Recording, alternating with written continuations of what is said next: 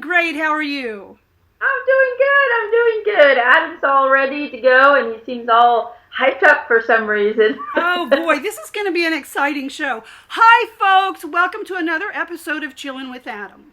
Who is Adam? Adam is my 27-year-old son who transitioned as a result of injuries sustained in a car accident in January 2011. Adam was an organ donor, and during the 4 days he spent on life support, he spent that entire time communicating with me, letting me know I'm still here, and we have been communicating ever since. So I'm really excited to talk with him today, with Emma, and we have a very, very special guest today. He is one of the most beloved citizens ever to walk American soil. Today's guest is to share a little bit about him. I did a little research this time. Oh, okay. He is remembered. And now, this is probably the first Emma is hearing of this because they don't have baseball in Belgium. So No, we don't. So for me, this is all very, this is not something I grew up with. So I never grew up with the big legends. I mean, I've heard of Babe Ruth. I don't even know what Babe Ruth looks like. Right. But I've heard of the name, for instance. And I've heard of Lou Gehrig's disease. But I never heard of Lou Gehrig. I didn't know it was a baseball player. I thought it was a doctor who discovered the disease. So today's guest is known as... Adam's going, bad Emma, bad Emma. How can you not know that? I'm sorry, okay? So today's guest is known as the Iron Horse of Baseball for playing 2,000. Sorry, I'm spitting. I'm so impressed. Just pretend I'm spitting out sunflower seed shells. Mm-hmm. So today's guest is known as the Iron Horse of Baseball for playing 2,130 consecutive games of baseball. His luckiest man speech was delivered on July 4th, 1939 at Yankee Stadium. It is one of the most memorable speeches in the annals of sports. Henry Louis Gehrig was an American baseball first baseman. In 1969, he was voted the Baseball Writers Association's greatest first baseman of all time. He was the leading vote getter on the Major League Baseball All-Century team chosen by fans in 1999. Okay? So this is a very, very special man. He's one of three people whose image graces the Baseball Hall of Fame. And the reason he was chosen as one of those three is because these three gentlemen were selected because they most represent the qualities of integrity and character. So steeping in this amazing individual's energy, now that you know a little bit about him, I'm really hoping for some fun surprises to come in today in addition to his amazing career. So without further ado, let's say hello to Lou Gehrig. He's going, hello, ma'am. He's very polite. His energy feels, to me, very calm. It feels like he is a little bit on the shy side, very timid, very withdrawn, and Adam says he wasn't a big fan of talking about his personal life. No. But he says, I will try my best to open up, is what Lou is saying. Thank you so much, Lou. He says, I can't promise that I will be telling every little detail and every little inch of my personal life, but I will give you enough so you get a feel of who I was and the relationships that I had and my illness. I know there's a lot of speculation on my illness right now. So I can go into that as well if you want to. And, I have a lot of, I think for me, coming here, saying yes to this interview, Yes. I really would like to discuss having an illness, having or receiving a diagnosis of, I'm sorry, you won't live very long, how to deal with that, but also how we can actually prolong our lives. There's one thing that I think people don't know, but I really didn't know that I was dying. Nobody told me that I had an illness that was going to cause my death so very quickly. I guess they wanted to protect me. They wanted to keep me positive. They wanted me to continue to fight. They kind of knew, and he says mostly my wife. She didn't want to confirm that she was going to lose me. So although the doctor had spoken to her, they had agreed on not telling me, so she could. she just did not want that for me. She didn't want to live without me, and so in her mind, I wasn't dying. So therefore, she didn't want to acknowledge that fact, and therefore, it was never told to me as well. So when you gave your luckiest man speech, you knew you were ill. You did not know you were dying, and at the time of your death, your parents didn't know you were dying either, did they? No, nobody knew except the doctor and my wife. This was a time where the doctor didn't have to tell the patient that he was dying. If the family requested not to mention it to the patient, then they would acknowledge that. And the thing is, that happened a lot in my days. A lot of patients never got the diagnosis, of, hey, I'm sorry, but you're going to die from this illness. And I think they did that because they also didn't want people to just give up or to commit suicide or anything like that.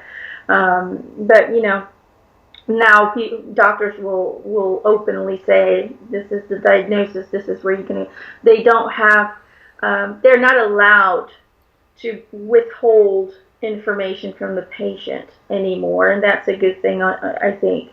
He says, because if I had known, I would have done some different things. I would have enjoyed, and made the best of what I had left, instead of trying desperately finding ways to boost my system, to re-energize myself, to try and find a cure. It was a wasted time, is what I see it now as. But he says, I want people to understand there is, when it comes to ALS, and let me clear something up, and I think a lot of people might be shocked in hearing this, but there is a discussion going on whether or not I died of ALS or whether or not I died of something else. Oh. And I have to say that what I had was not ALS. Really? It was not ALS. However, it had very similar symptoms. Wow. Let me explain. What I suffered was trauma to the brain caused by getting several hits in the head with baseballs, with bats during practice. Oh my God. And what this trauma caused in the brain was a swelling of the brain, and it also affected my nerve system, my central nerve system. And when the central nerve system is attacked or is failing, then what I experienced from that was being very tired all the time, tripping over my own feet, feeling, the strength that was going away from my body parts. And basically my body was dying very slowly, because when your nervous system is failing, at a very slow rate. Your body stops functioning normal. It's like one thing stops after another. It just stops functioning, and basically your body just breaks down. Now, why did they give the diagnosis ALS? Because at that time, ALS was known, but they didn't have the full research to it. They also didn't have the materials to really study the brain, to see what was going on in my brain, to see what was going on in my spine. They didn't have all the research materials that they have now. And the diagnostic tests. Right. And so, it was very similar. I had a loss of strength. I started tripping over myself. But, I never stopped not being able to breathe, and I never stopped not being able to swallow and things like that. Basically, my heart just stopped. My heart gave out because the nervous system was damaged because of the brain. So it was a unfortunate result of doing exactly what I loved doing. I was killed by my passion in some way, and I know a lot of people have been wondering about this, and so I just wanted to clear that up. Now, does that mean that I shouldn't have my name attached to the illness? It doesn't really matter, but I feel honored in some way that I get to represent, these people. For me, it's not about representing the disease. For me, it's about representing the people who are going through it. Because what I went through was very similar.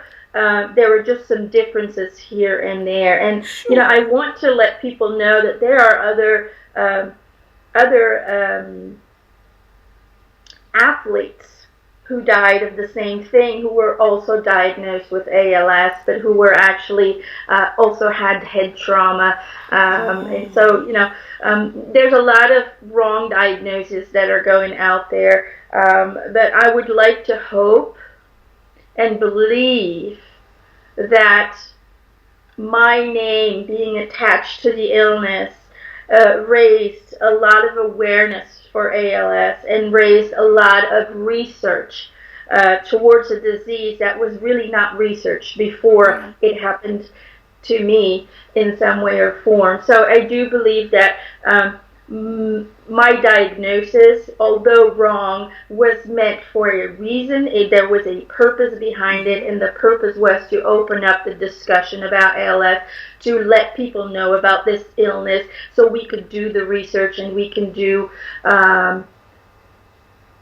invest more into understanding the brain, because that is what it's all about. And as we look to the future, he says, he's so calm. I wish I could make you feel what I feel, but he's so calm. Oh, I do. He's saying, as we are going into the future, the understanding of the brain will be the most important discoveries yet to come. We believe that we have the brain all figured out, but we are so far from the truth. The brain has this capacity that we can, in this moment in time where you are, Cindy, he says, we can't even comprehend what we all can do with this tool. And so, again, all this research into the brain, I would hope that one of these days we're going to discover so much, and also how we can heal the brain, how we can restore the brain, and that's going to lead eventually, and we're still talking about lots and lots of years from now, but that will lead to the healing of autism, that will lead to the healing of Alzheimer's, that will lead to the healing, of any kind of brain disorder. And so that is what my little push is eventually going to lead up to. He says, it's all about understanding that even the smallest thing could turn into something big over time. This is all a ripple effect. And so I pushed one thing, and Michael J. Fox, for instance, is pushing, in another direction of the brain. and Stephen Hawkins is doing the same thing with his ALS. People start to wonder. The brain is a fantastic tool, but it can also completely numb you in a lifetime. And so, understanding the brain and in really doing the research into what are the capacities of the brain, because the brain can actually heal the body. The brain has the capacity to send signals to the cells, so all cells are being restored and renewed. And so just to let you know, a lot of people talk about stem cell injections, but actually that is the tool of the future to heal illnesses. That is how we're going to restore brain function to people. That is how we're going to restore or even prevent certain illnesses from coming. It is also the tool he says, to attack anything in the body that is not functioning at that moment. What stem cell does is when it is injected into the spinal cord, he says, it actually locates where the problem is. They are very smart cells. They have little antennas on their heads, and they start to locate. They know exactly, okay, well that place right here isn't doing so well, and so your stem cells will go there. They will start to produce.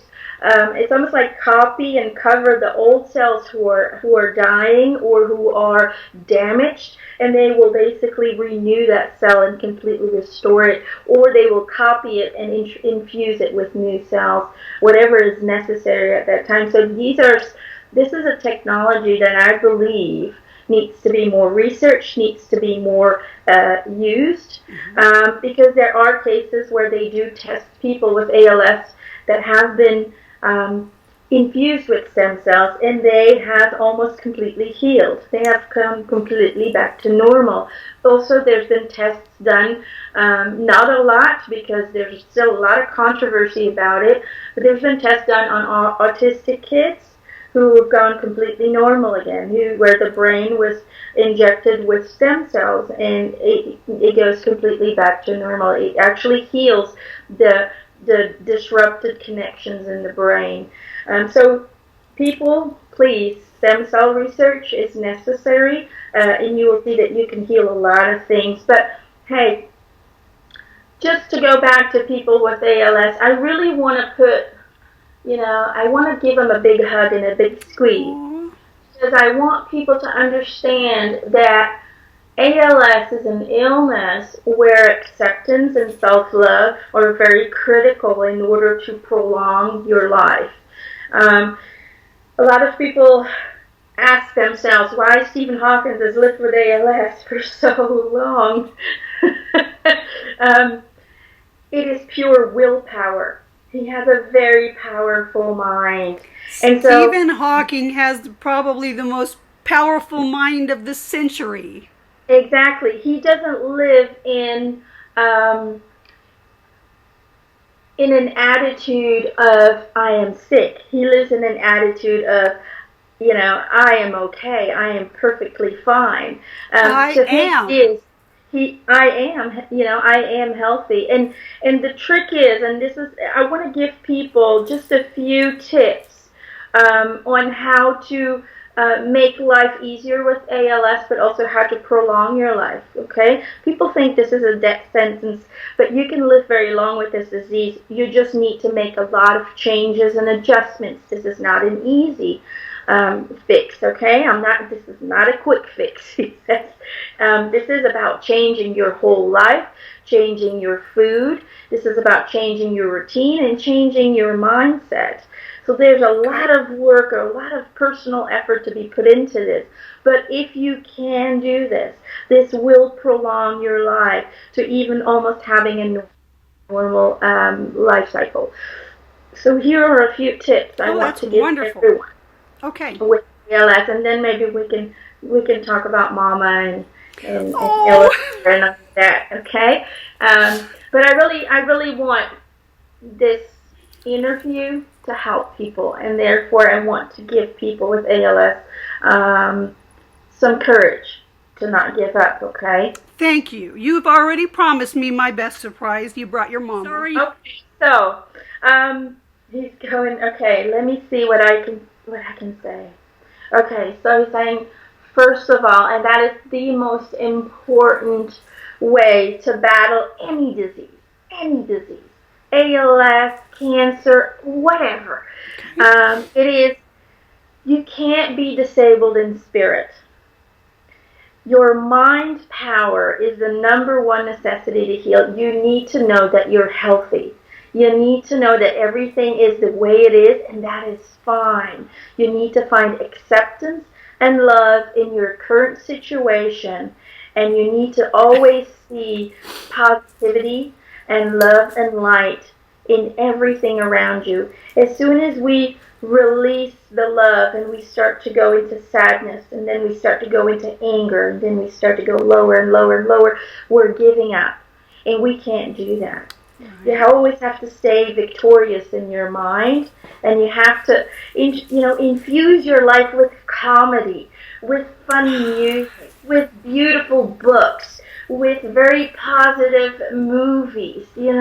Infuse yourself with humor. Go watch a lot of stand-up comedy or funny movies, whatever induces laughter, whatever induces good feelings, good vibrations.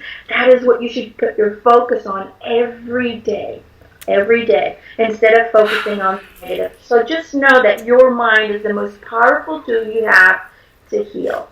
Okay, Gosh. So step one, and that's one of the most important ones. Thank you so much for sharing that, Lou. I want to dedicate this episode to my friend, Gail Majid Swartz. I met Gail via Chillin with Adam, and she does live with the disease where, she describes it as being trapped in her body, and she has the most wonderful attitude ever, and she has all these wonderful friends who support her via social media, and she's just got the most amazing attitude. Love you, Gail. Oh, mwah. He's giving Gail a big kiss. He's saying everything is going as planned. That's what he's saying. He's saying keep up the good work. She's a trooper and an inspiration. And she thinks we're the inspirations, girl. It's you. You're who we do this for. He's saying she has so much compassion and love to give inside of her. She does. And that is why she never gives up. Is because she knows she's here to love and to provide light to others. And so she actually puts herself, others in front of her, and she's kind of second place. So she understands that her own strength and her own love is here to affect the people around her. And so that is a really great way of experiencing life, because you are living life for others, to be an example to others, and that is an inspiring way of going through your journey on earth, he says. So Gail Majid Swartz is a beautiful example of somebody rocking one hell of a difficult life mission. She's rocking it. He's saying she's good. When she comes home, she's going to be so proud of herself. Oh, I'm telling you. Some people are so brave, I think, and this is for me personally, I've never been in a situation like that where you're dealing with a body who doesn't seem to coordinate with what you want to do. And exactly. It can be so frustrating. But, according to Adam, because Adam is saying, these people really learn the most valuable lessons of unconditional love and acceptance. Yeah. And going into a contract where an illness like that is chosen, he says, don't forget, people, we don't always choose the illness. Sometimes it comes out of, past karma. But for Gail, this was a choice. And this was to actually open up her spiritual being inside a physical body, he says. So it was all about achieving enlightenment while being trapped in a body. And that's what it's all about. So just know that there are so many valuable lessons to be learned for the person himself, but also for the family members. They see these people that they love, that are slowly crumbling down in some way, but still they keep smiling. And that creates so much strength for the family members, and it is so empowering to say, hey, it's okay. I'm okay. I'm okay. And it gives to the family members, to the friends, it really gives them a boost that, hey, my life isn't as bad.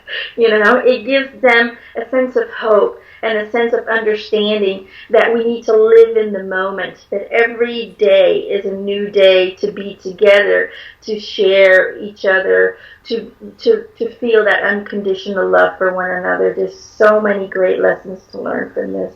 Thank you so much, Lou. So we talked about the attitude. What else can they do to prolong the length of their life and improve the quality of their lives? He says, okay, so number 2 is to keep moving. You have to exercise, and you need to do it several hours a day. And I know that feels very hard, okay, and it is, it feels long, and it's hard. But weightlifting, swimming, whatever you can do to keep the body moving and to keep the muscles from atrophying. There you go. Okay. I couldn't say the word. It sounded like "atty" to me. Yeah, atrophy. There you go. So exercising, weightlifting. If I would recommend at least 2 to 3 hours a day. To continue to get the muscles pumping, to get them working, to stimulate the muscles inside. So that's number 2, he says. Now, number 3 is really about changing your diet. Okay. And I might disappoint some people, but no more sugars, no more dairy, no more grains, or seafood. Seafood? Seafood. Okay, so there are folks who no longer eat meat who consider themselves vegetarians, but they do eat fish. So we're saying, though, in this case, fish is also not good. So what about meat, though?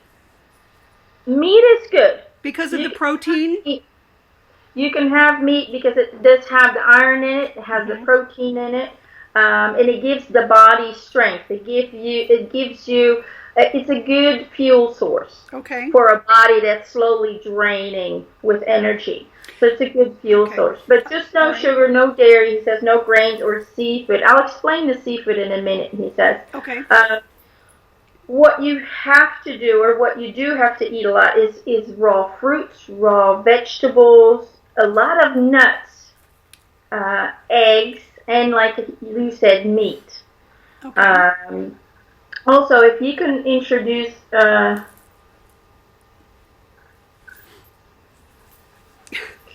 curcumin, does that ring any bells? Curcumin or curcumin? It's like he's showing me, it looks kind of like a reddish powder. I think it's a herb. Cumin? There's this cumin, C-U-M-I-N. I don't think that's red, though. I'm thinking that's gold, but I don't really know. I have to look it up. He's curcumin. I don't know. It sounds like curcumin or curcumin, and we might have to look this up. That's okay. I will look it up. There later. Give me some more clues. Like a reddish powder. It looks a little bit like paprika powder to me, but he says something else. And he's saying that it has a very high anti-inflammatory. It's not turmeric? It's not turmeric? It's something else? No, he calls it curcumin. Okay, I have a feeling one of our subscribers will know. If you know what he's talking about, would you please put it in the comments? And if you don't, can Emma find or it. I will find it and put it in there. Okay. Yeah, we'll find it. So anyway, that's, he says, or any other spice or any other vegetable or fruit that has high anti-inflammatory values, like red berries and Right. So it's about the ginger, anti-inflammatory property. right, and ginger. Just making sure that you put a lot of anti-inflammatories into your system, but not with pills, with natural. Yeah. Okay, now Lou, would it be fair to say that this advice would be good for not only people with ALS, but for multiple sclerosis as well?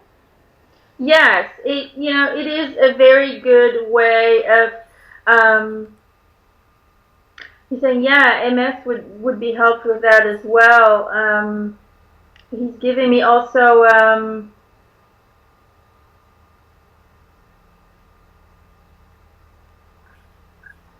So he also says Alzheimer's can be prevented by eating some of these specific foods. Really? And also, he's saying also increasing exercise. Mm-hmm. Like I said, either way will keep your body in a lot healthier state, but it will also keep your mind in a lot healthier state, because you will have a way to kind of let go of the anger and the negativity that we have inside of us, and exercising is actually to release that. Processing those emotional energies. Right, and it's just, exercising is always good to keep the body healthy. That's Absolutely. just how it is. It stimulates the circulation, is what he's showing me. Absolutely. Moves the oxygen. Right, and it increases oxygen into the bloodstream, Sure. which then increases your health. Because, we're so, nowadays, he says, not in my days, but nowadays, we're always sitting in front of a TV or in front of a computer, and we're always sitting. Right.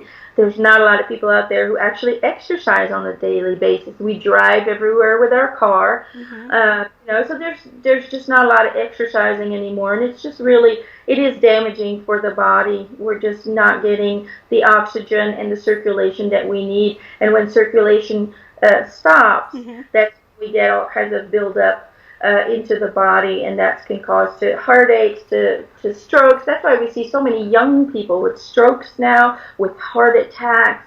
It's because they just don't get the exercise anymore that kids used to get. We used to play out. You should have seen me, he says, when I was a kid. I was always up and about, always getting in trouble. But I was always very active. So, yes, he says, exercising, especially for young kids. If you stimulate that into their childhood, to do a hobby that is a physical hobby, for instance, instead of, playing video games every day, then they will carry that along in their future. They will pass that on to their kids, and so on and so on. And it also, being active as a child in whatever direction you want to go into, it's always, a lot of times it's about team connection too. So we actually connect people. And it's so hard nowadays. People don't connect anymore. And I think he says that, being in a team or being in a football league or a baseball league or whatever, it just it helps kids to connect to what's really important, and also to each other, to support each other in all everything in a positive way, but also how to handle stressful situations with people that you work with, and how to deal with that, and how do you address it, and do you talk to them or do you just punch them? So there's a lot of benefits to it. Absolutely. We're getting off track a little bit. It's a good, healthy pastime and a wonderful way to bring families together. Yeah, he's saying, it is so important, and we really need to stimulate it more nowadays. Now more than ever, he says. Okay, so he's saying, address your food. Now, let me just explain a little bit on the fish part, because a lot of people think fish is so healthy. Fish is healthy. However, you can't eat too much of it. So it's about quantity. Right. It's about, you can have fish maybe twice a week, but I wouldn't recommend having it more than that. Let me explain to you. Okay. In our fish right now, in the oceans that have been so polluted, these all water animals, he said, are injecting themselves or are absorbing a lot of toxins, a lot of metals. Yeah. But they also there's also a bacteria that's in the oceans, and the government knows about this, but it is being kept silent. And now I'm going to say it out loud. Okay, there is what we call a cyanobacteria, which is called BMAA. And this bacteria is present in all fish and in all sea animals. Everyone who lives in the ocean. Let's just say it that way. Now, this bacteria doesn't kill the fish. Okay. But if you inject too much of this bacteria. So if you ingest it, if we eat too much fish that has it. So if we're eating too much of this and we are injecting too much of this BMAA bacteria, then what it does is it actually attacks the nerve system. Oh my gosh. Okay. So which causes ALS, which causes MS, which causes a lot of other illnesses, which causes autism as well. BMAA. Is that what you're saying? Boy, Mary, Adam? Yes. It's a cyanobacteria? It is. He calls it a cyanobacteria. Okay. CYANO. Okay. Because there are people aware of this. Okay. There are also a lot of deaths linked to this. Because not only fish have it, but there's also wildlife who has it. For instance, certain monkeys carry this bacteria. And there has been, I know people are going to say, what is he saying? He says, but there has been, for instance, there is an island where the population would shoot and eat certain monkeys. Okay. That's why I was wondering how it's transmitted. You have to eat the monkey. Right, okay. You have to eat it. And so that was their kind of normal food source. And so, 70% of that population died of ALS symptoms. Oh. So they did track that bacteria down into their food source. The people who investigated, they did find that bacteria in there. So that was the cause of their demise, of this whole tribe almost being extinct. And so the same happens with our fish. We have the same bacteria in the fish. And so if you eat too much, then the body can't fight it, and it basically overaccumulates and it attacks your nervous system. And so be aware of that. If you have ALS, stay away from the seafood. I'm pretty sure you're not going to eat the monkeys. No. Or the wildlife. But stay away from the seafood because it is all over the place. Now, also, seafood, there's a lot of very high mercury. Exactly. There's a lot of mercury. So let's say this year's crab season. How safe is the crab out there? Just opened, crab season. It is, they all have the bacteria. It is just about making sure that you don't eat crab every day. If you could eat it twice a week and no more, then your body has time to actually attack this bacteria, to attack the bacteria and destroy it. Right. When we are overeating or where we are if you eat seafood every day, you're actually getting very high dosage of this bacteria where the body just doesn't have enough time to actually start attacking it. And that's what it's about. Just knowing this bacteria is in the crab, I'm supposed to pick up 4 crabs cleaned and cracked. At about 1 o'clock today. Oh God. He's like, I'm sorry I ruined your appetite. You know what? Hey, you could be saving my life. Don't be sorry you're ruining my appetite. Thank you so much for this information. He says, I don't want people to freak out, but I want Of people to course be not. aware that Sure.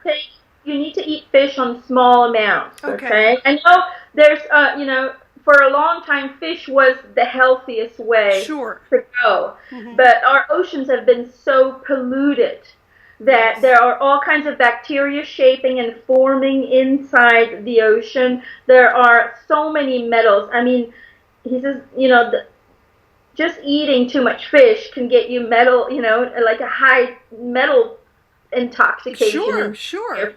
there's a reason why so many children now are born with autism or with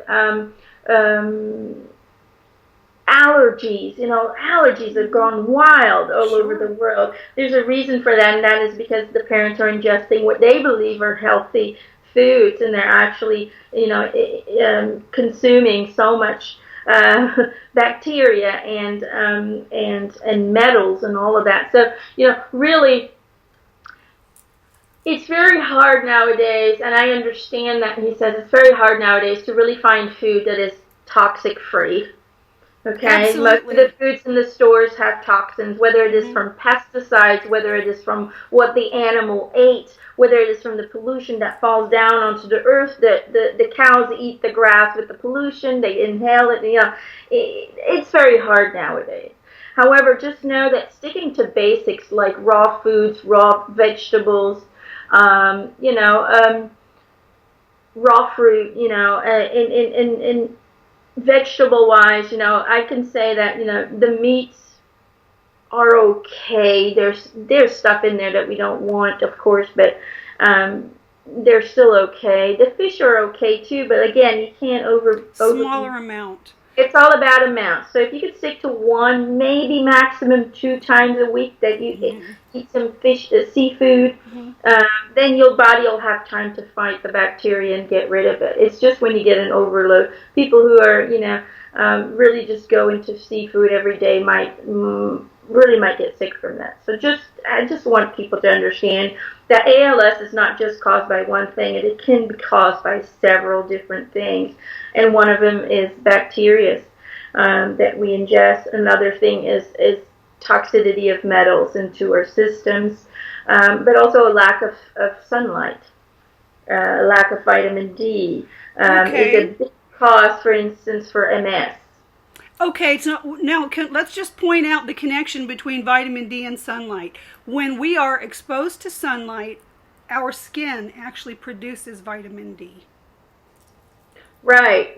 We need the sunlight to activate the production of vitamin D. Right. But it actually goes deeper than the skin, the production. It's not just on top of the skin that people, So vitamin D deficiency is very common right now because a lot of people are indoors all the time. Nobody comes outside anymore, and so we don't get enough sunlight. And when we don't get enough sunlight, then certain productions can't start inside the body, and it can cause MS. And that's why you see MS mostly in areas where there's not a lot of sunlight. You'll see MS very highly, for instance, in Canada on the northern side of the equator, but then in Africa, in Spain, in Italy, everywhere there's a lot of sunlight all the time, you won't find it as often. It's not very common there. So the sunlight is also very important to keep your body healthy, and to also prevent certain illnesses. So, go outside, he says, and surround yourself with nature. Take at least a 10-minute walk once a day, even if it's raining. Get some fresh air. Go out there. Get an umbrella. Your body needs the sun, and your body needs nature. And that's the fresh air. Yeah, that's where it came from. So it needs to be infused with the energy of Mother Nature in order to function good as well. So just keep that in mind, he said. Sorry, got a little tickle. Thanks so much for this wonderful information. He's talking so much. I love it. You're very forthcoming for such a shy gentleman. And let me tell you, there are millions of people out there who would benefit from hearing this information. And he says, from your mouth to their ears. He's saying, I just want this to mean something. He says, maybe one of the last things I just want to share is on top of a healthy diet, on top of exercise, on top of a healthy mind, you can also take certain supplements that can really help the body. This is especially for people with ALS. Okay. You can, for instance, vitamin E. Vitamin E. Vitamin E from an antioxidant. Right. Is a very good one. He says, all vitamins. Make sure you take lots of extra vitamins. But also, Coenzyme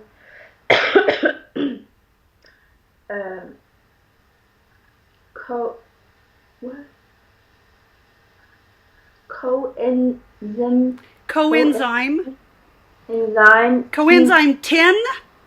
Q10. Q10. That's what I thought he was saying. Okay. Coenzyme 10, Q10. Q10. He says try and take about 200 milligrams a day. He says what that does is it supports... God, you're using a lot of hard words, Lou. Mitochondrial, yeah, that's inside. They're inside the cell. Okay, so it supports the mitochondrial functions. Right. And it slows down the illness of ALS. It slows it down. Love it. So I don't know. You might have to talk to a doctor. I know coenzyme 10 is sometimes in like, isn't it like Nivea cream? It very well could be. It's in a number of things. I know that you can. It's good for skin. It's good for lots of things. And to my knowledge, you can get it at Costco. So that would probably be a place where you can purchase it for less than maybe at some other places. Maybe even, Walmart. It doesn't have to cost a lot of money. Oh, okay. So that's what I guess it, like you said, it does something to the cells to rejuvenate it or to restore them a little bit. And he's just showing me slowing down. So it slows the disease. Okay, and it supports the mitochondrial activity. Right. And he says, last but not least, have energy healing done. Acupuncture, in the muscles to reactivate, to stimulate the circulation in the muscles. So, those are just some of the things. And I know that's, when you're getting that diagnosis, you're like, oh, God, it's so easy to allow yourself to drop into a big black hole and hide. But if you can apply the mental stability with a change, because that's what ALS does. It forces you to live healthy. It forces you to take care of your body. It forces you to acknowledge your body, but also to accept, and it forces you to love unconditionally and really live day to day. And that's what ALS is all about. So I just wanted the people to know that there are things out there that are in the making, like stem cell therapy, very strict diets. People, we can heal cancer with food. We can heal all kinds of illnesses with specific diets, okay? Nature provides us with everything that we need in order to, to attack or eliminate or prevent illnesses. We just need to know where to look, and we need to be very strict with ourselves. That's what it's all about. It's about discipline and about self-love to really take care of yourself better. So anyway, I just wanted to share that little bit of push to people who are suffering from ALS, that if you follow certain guidelines, you can really slow down ALS. You can really slow down the process. Thank you so very much. Adam is going, well, now he's stalled long enough not to talk about his personal life. Tell us a little bit about your life, Lou. Tell us about your family, if you don't mind sharing. He said, no, I don't mind. He says, well, I love my mama very much. What's your mama's name? Just like Adam loves his mama, he said. Aw, I love you, Adam. Um, We'd like to meet your mother. Christina, I think. Christina? Christina. He says, my parents are German. He says, my name is Heinrich. I love it. And what's your dad's name? It's the same name, Heinrich. Ah, I thought so. Yeah. Mom called him Henry? Yeah, we eventually had to change it to a more American name because it's really hard for people to call us by our real names. Yeah. And because Mom didn't want to confuse us, me and Dad, since we had the same name, I became Lou, so I stuck with that one. But my mom I really adored and loved my mother. And I have to say that we had a very special and unique relationship. A lot of people sometimes thought that our relationship was inappropriate. But, I just loved my mom and she loved me and she really hung on to me. Looking from my mom's perspective, and she's just kind of standing next to him. They're showing me where they're standing. She's just standing next to him, just smiling. It's really funny. She's very short. He's a lot taller than she is. He says my mom went through a lot of pain. My mom suffered a lot. What kind of pain, Lou? Well, because she lost a lot of children. I was the only one who ever survived. I had two sisters and a brother, and they all died very young. They didn't make it longer than 5 years old. So they all died very young. One died as an infant. Two other ones died of illnesses. The measles was one of them. He says one of my sister died of the measles. And so I was a survivor. You sure were. I was a survivor. And so she held on to me for dear life. She couldn't afford losing another child. It was really devastating for her. It was really painful for her to overcome that. And she didn't really have the support of my dad. Now, I loved my dad and I loved my mom. I've always loved my parents. But my mom had a hard time with my dad because he was very lost inside. He felt like he didn't fit in where they were. He wanted to go back to Germany. Not a lot of people know that. It was like a cultural thing, just didn't fit? He didn't fit in. He didn't feel, in some way or form, it's almost like he felt like a disappointment. And so he started to drink a lot. Became an alcoholic. He was in and out of jobs. And so my mom really kept the family going. She had a steady job. She worked a lot. She worked very hard. And so in some way or form, I became the husband that she never had. She was also very disappointed in her husband for being what she considered back then weak. Now she understands that it wasn't weakness, but it was part of a lesson. And it was supposed to make her stronger.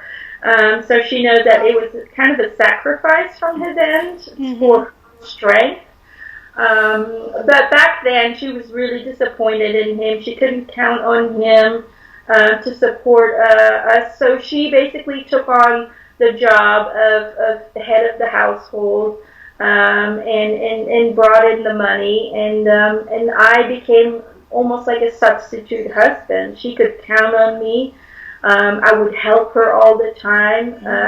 If my dad was passed out on the couch or somewhere in the bed, she could count on me like she should have been able to count on her husband. And Sure. so she really clung to me, first of all, because I was the only child to survive, second of all, because I kind of helped her with the jobs that my dad was supposed to do. So we became very close, very intimate, not in a sexual way. I think I want to clear that up. Some people think that it went too far. It didn't. We were just very cuddly. We liked to give kisses, and we liked to cuddle and hug and talk for hours. We were kind of like BFFs.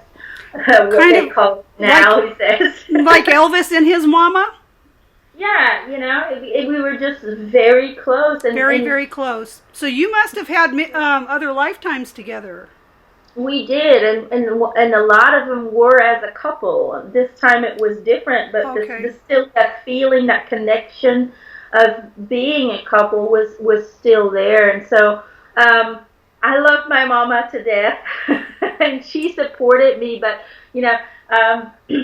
she really wanted me to go into a direction that offered stability, and she did support my baseball career, but at first she was a little disappointed that I wouldn't go into the more, because I was a very clever man. I'm sure you were. And I was very educated, and I really wanted to be an engineer, but you get an offer to do something that you love doing, it is very hard to say no. And so she was a little disappointed at first, but over time she saw how much I enjoyed it, how much it brought me, just the feeling of getting to do something that you love and getting paid for it, because it wasn't badly paid over time. Sure.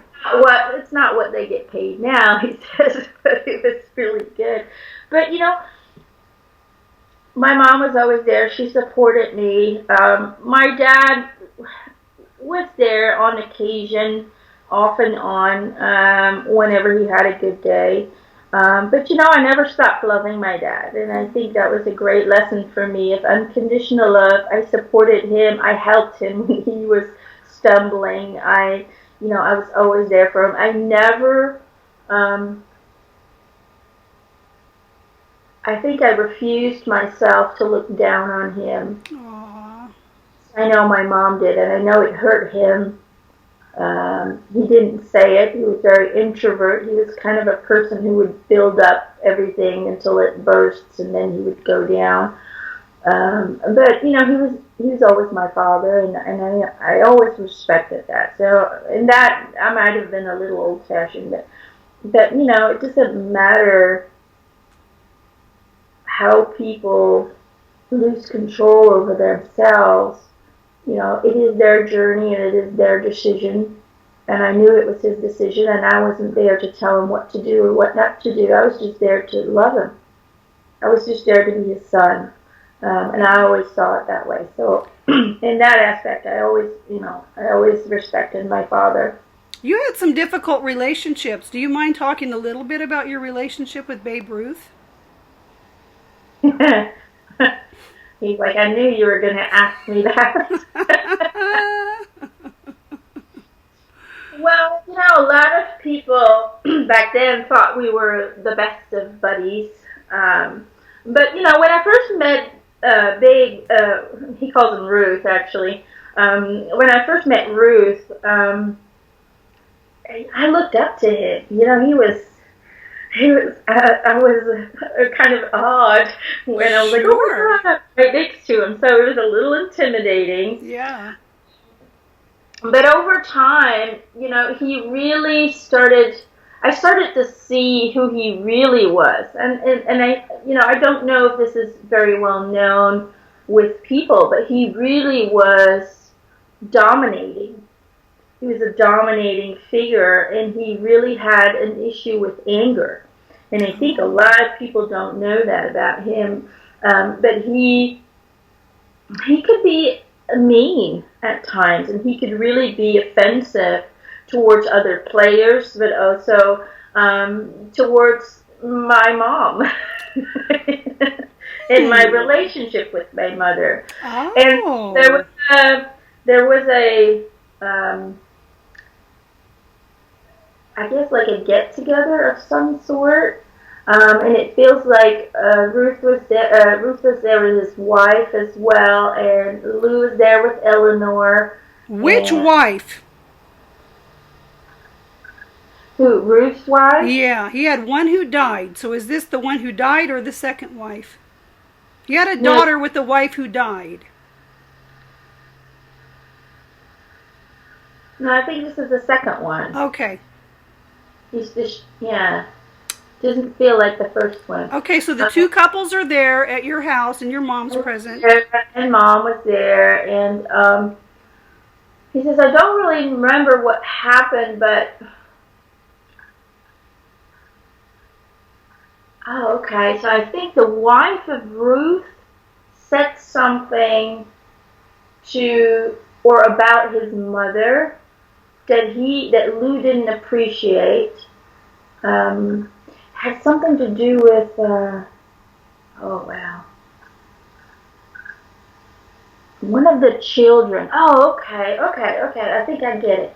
Okay, so he's showing me that Ruth had children, or there were children present, and one of the children was a girl, but she was kind of dressed like a tomboy with pants, and apparently Lou's mom,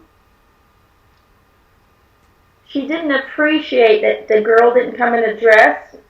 I guess his mom was kind of old-fashioned, and it was respectful for a lady, even the young ladies, to be, their best and to dress their best, and you had to be the pretty, you know how it was in those days, with the pretty dress, and you had to be all pretty. And I guess his mom, Lou's mom, kind of got offended by that, and she said, well, you could have at least put a dress on her. He says, you have to understand, my mother would just say straight up what she thought. She would not hide it. Whatever came to her head would come out, and she didn't do it to offend people, but that was just who she was. She was very straightforward. She didn't flourish it around. Right. It's my understanding that the girl that we're talking about was Babe's daughter by his first wife, and that Christina spent a lot of time caring for her. And that he and his new wife would travel and leave the girl with her. And so I think she was probably just being protective of her upbringing, that he wasn't caring for her in the right manner, dressing her as a boy at that age. Would that be fair? Yeah, he's making me feel like she didn't want to be attacking them, but it was just an observation, like, she should be wearing dresses. She's a girl. In those days, girls didn't wear pants. Sure. Done. Just don't do it. It was different back then, but it wasn't meant to be offensive. Sure. It was just an observation that she made a remark on, and I guess Ruth went off on his mom for making the comment, and ever since then, he said, we stopped talking to one another. We were on the field together and smiling for the cameras, but as soon as that was done, that was our relationship stopped. Okay. So for a very, very long time, to the day that I died, there was, we were upset with one another. There was friction between us, and we did our jobs, and we did it with fun and with ease. But let's just say that the personal friendship was never what people think it was. Okay. So, and that's all because of that one kind of incident that occurred. And you just don't attack my mother. I'm sorry, that's just how I was. You attack my mother, I go against you. What was the relationship like between your mom and your wife? Oh God. That's what he says. He's rolling his eyes, going, "Oh God." Let's just say that they quarreled until to the end. They never got along. Again, I married someone very similar to my mother. Clash of the Titans. Oh, yeah. So we had two very strong-minded, very strong-willed women fighting over me. And that's what it really was. I brought a lot of women home to introduce to my parents and my mom, and because I wanted to get married. I was getting older, and in those Sure. days, you had to get married before you were 30. Yeah, you lived at home. Nowadays, people wait. Yeah, But you lived at home into your 30s. 20, if you were 20 years old, you should have gotten married by now. What's wrong with you? But there was nothing wrong with me. Women adored me, and I adored women. But my mother never approved of any of them. Now, so whenever I introduced someone, she would really look into these beautiful, and they were smart, and they were beautiful, and they really were perfect in every way, he says, but my mama always found something that wasn't right, that wasn't this and that, and I had to listen to my mom. Then she ended up with Eleanor. And I ended up with Eleanor, and the thing is, my mother just didn't want to give me up. Sure. She just didn't want to give me up. I was the man in her life, and here comes this woman who says, no, now he's mine. Yeah. She didn't have, she didn't have any affection of my dad. She didn't have any physical affection either. She had more physical affection with me, the hugging and the kissing and the talks and the conversation. Sure. You were her companion. Yeah, this woman in her mind just comes in here and rips away her life. Yeah. I was her life, and so, but Eleanor, oh God, you think Eleanor was so funny, and she was smart, and she was beautiful, and she had the same strength that my mother had, and so I really, in some way, I married my mother. Yeah. I married my mother, and a lot of people do that. They marry their dad or their mom in a different form. And so when when Mom met Eleanor, ooh, that was not good. They straight went into a verbal disagreement, a lot of attacking one another, and I married Eleanor despite what my mom told me, because I knew that nobody would ever be good enough for my mom. Had so many girls, and it was never enough. And Eleanor was everything that I always wanted. So I just had to stand up for my mom just once. And it got so heated up that Mom wasn't going to show up at my wedding. Really? At the last minute, she did. Oh. And so I was very surprised. You didn't spend as much time with Mama after you and Eleanor married then? Well, no, I did. After we got married, Eleanor and Mom would avoid each other. Oh, okay. They just kind of found their way of avoiding each other? They found a way of living kind of separate, but still kind of connected. But, Mom came to see me at every game. She would, travel around with me, and in some way or form, we all kind of made it work. And, unfortunately, after I died, they continued the quarreling. They continued the fighting over my belongings and over the affection. And it never really ended. But that's just what happens. It's a clash of the titans.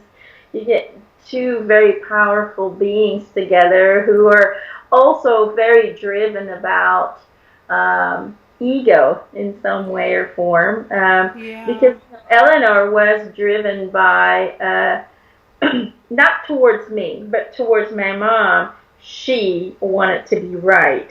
This was about ego. And so Mom wanted, he was mine. You're not taking away my son. So there was a lot of ego bouncing back and forth. But, now that we're all home. All of you are home, yeah. We're all home. And, the relationships, of course, have gotten, there's understanding on how we pushed each other's buttons. and how everything, was there and meant for us to really be pushed into a certain direction.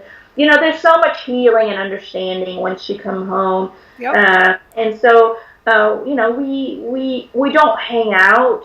I think a lot of people expect everyone to just hang out. We don't hang out as much. We sometimes get together, and we sometimes kind of, bring up memories and help others by sharing our experiences of other lives. But we don't hang out as much as of course, as we did before. Now, when you say we, are you talking about you and your mom, or you and your mom and Eleanor? All of us. Mom, Okay. Dad, Eleanor, Ruth, all of us. It feels like there's a lot of karma swirling in here. You know what I mean? I'm feeling some karma going on there. Would it be fair to say that you and Mama and Eleanor had been around before? We have all been in the same soul group for a very long time, and we have had lots and lots of lives together. Can I ask about that? I'm curious. Are you currently incarnated on this timeline? He says, yes, I am in a little boy. Okay. Can you tell me a little bit about the little boy? He says, well, he looks like me a bit. He does. What's his name?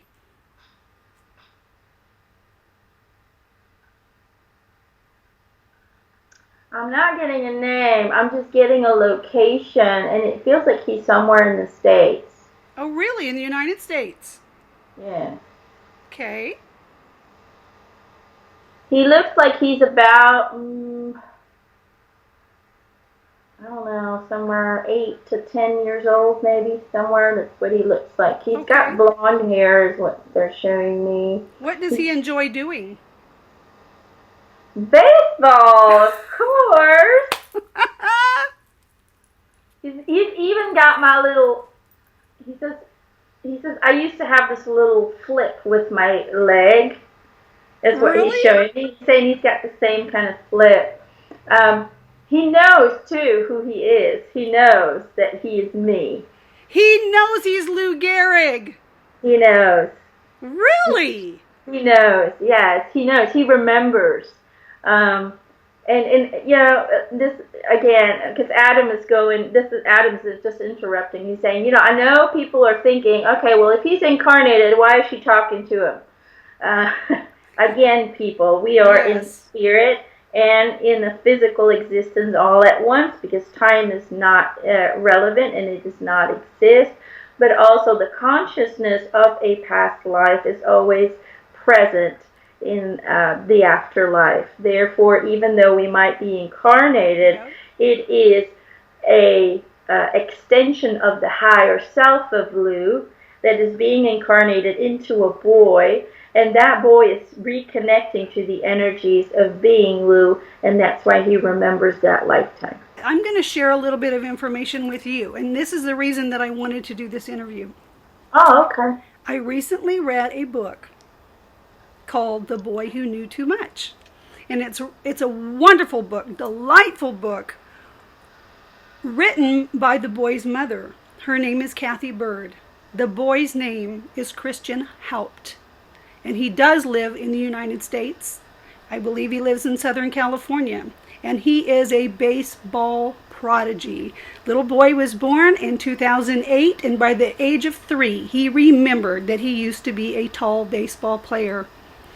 And he would talk about his former lifetime to his family. His mother, who is Christian, found the idea of reincarnation conflicted with her beliefs, and she did a great deal of research to try to track down what he was talking about, and she ultimately discovered that he did believe that he was the reincarnation of Lou Gehrig. Oh, okay. Well, that's cool. It is very cool. I'm telling you, I know that you did not know who Lou Gehrig was. You did not know that he was currently incarnated on this timeline. You didn't know all of these things we've been talking about for the last hour or so. So, I mean, what you have brought through, Emma, is just mind-blowingly incredible to me.